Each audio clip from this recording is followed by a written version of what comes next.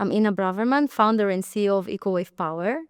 My company, EcoWave Power, developed a unique, innovative technology for generation of clean electricity from ocean and sea waves.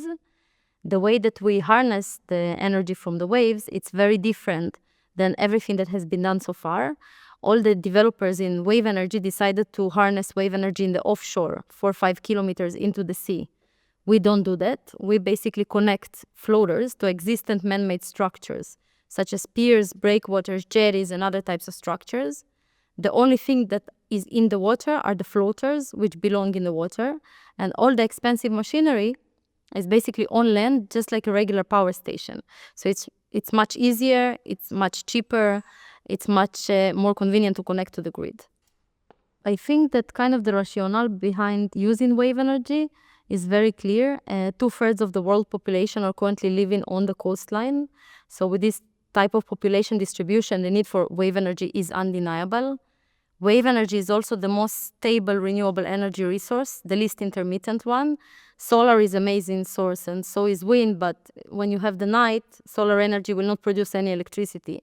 Wind is mostly dominant early in the morning and late at night, when the population usage is actually at its lowest. Wave energy can actually generate in suitable locations 24/7. And since we're here in the US today, in the United States alone, wave energy can generate 66% of all the United States energy needs. Right now, you're at 20%. So that's really a game changer to bring the United States where it wants to be in terms of reducing the carbon emissions. I think everybody wants something that is clean, especially when we talk about our energy needs. The energy needs of the whole world are growing substantially as economic evolves. We need more factories and more production, and everything evolves around energy. Right now, according to the United Nations, 60% of the world greenhouse gas emissions are directly derived from the way that we're producing electricity.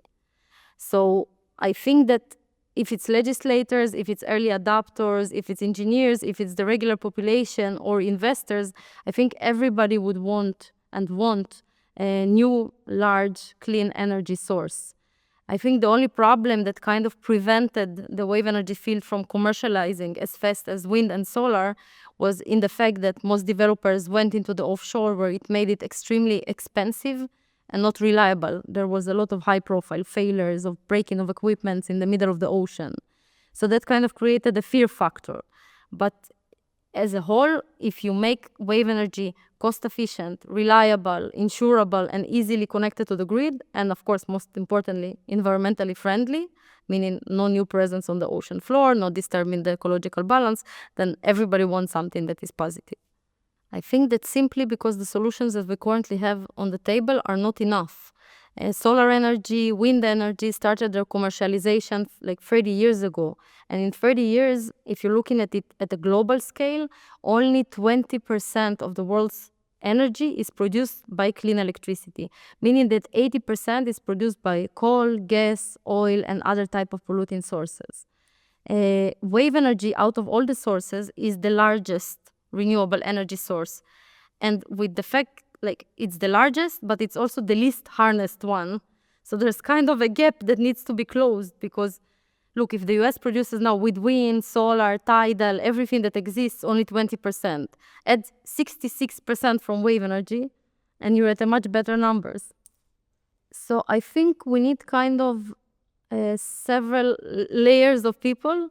We definitely need investors to invest in these projects. They're very innovative, they're very groundbreaking, and we need investors that kind of are passionate about changing the world through implementation of cost-efficient renewable energy solutions.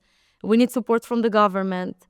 We actually were just able to help draft a new law, SB 605, that just passed from a legislation initiative to law in California, where we're implementing our first project. It's the first wave energy legislation in the United States that is solely developed to implementation of wave energy in California.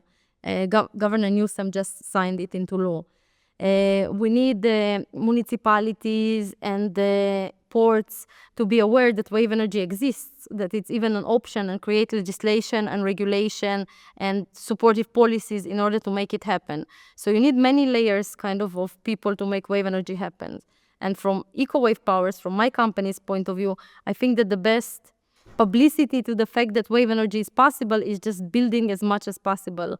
And that's what we're doing. We opened our first grid-connected power station in Gibraltar in 2016. Currently, we're operating our second grid-connected project in Israel. It's the first time in the history of Israel that people actually turn their washing machines or their TVs with the power of the waves. So it's very, very cool, and it's done in collaboration with the EDF, Électricité de France, which is the French national electrical company. In Q1 2025, so in a few months, we're opening our first US project in the port of Los Angeles with investment from Shell. And we're also developing in parallel a first project in Taiwan in Asia and our first commercial project in Portugal. So I think wave energy, in the last, the first patent for wave energy was registered in 1799, 225 years ago. And since then, not a lot has happened.